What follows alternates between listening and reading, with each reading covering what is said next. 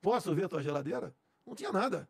São pessoas que vivem na informalidade. É o churrasquinho de gato, no Rio aqui a água é o biscoito na praia, aqui em São Paulo aqui é vender biscoito aqui, o picolé na arquibancada, é o cara que conserta a máquina de lavar roupa, é o mecânico, é o informal.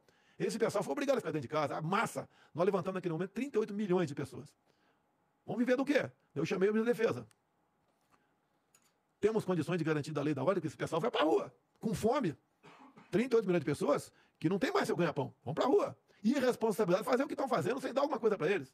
Olha, não temos condições de garantir da lei da ordem pelo efetivo das Forças Armadas. E outra, obrigar o cara à força a ficar em casa, com fome, bem, criamos o auxílio emergencial.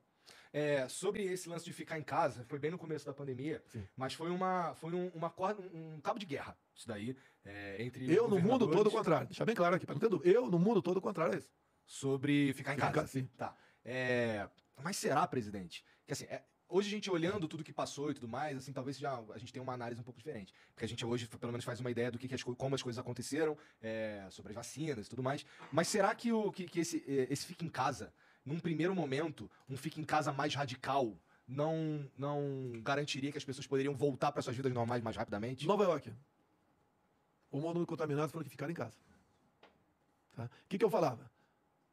Nós temos que lutar contra a doença, em especial os mais idosos, com comorbidade, e o povão tem que trabalhar. Senão vai morrer de fome. Ficar embaixo da cama não vai resolver nada. E qual a intenção do lockdown? No máximo 2 meses, criar hospitais de campanhas, aparelhar ou reaparelhar hospitais com respiradores. Foi um problema. E tá tudo resolvido. O lockdown durou mais de 1 ano e meio. Virou uma política. Não durou. 1 ano e meio, sim. Você vê, eu te mando posto decretos para você de 2021. Não, de vários governadores com lockdown. Eu não duvido que havia uma política nesse sentido, mas, como o senhor disse, o povão precisava trabalhar. Sim. E, assim, eu lembro que nessa época eu morava em Curitiba e eu tinha que vir para São Paulo toda semana para fazer o Flow. E eu lembro de passar aqui em São Paulo nos 2 primeiros meses, por aí, e parecia de fato uma cidade fantasma. Mas depois, as coisas foram... As pessoas começaram a ter que ir trabalhar no Quanto tempo depois? 1 ano depois? Não, acho que não demorou esse tempo todo não, presidente. Eu 2020, não estou dizendo que não foi uma questão 2020, grande parte dos estados, os governadores, por decreto, fechavam tudo. Exato. E a vez do governador não fechava, o prefeito fechava. O que o Supremo decidiu? Era concorrente. Eu, governadores e prefeito. Só se eu, por exemplo, decretasse área amarela em São Paulo. O governador podia botar área vermelha. O prefeito no seu município podia botar uma área roxa. Foi o STF deu esse poder para ele. Deu esse poder para ele. Não sei por que fizeram isso.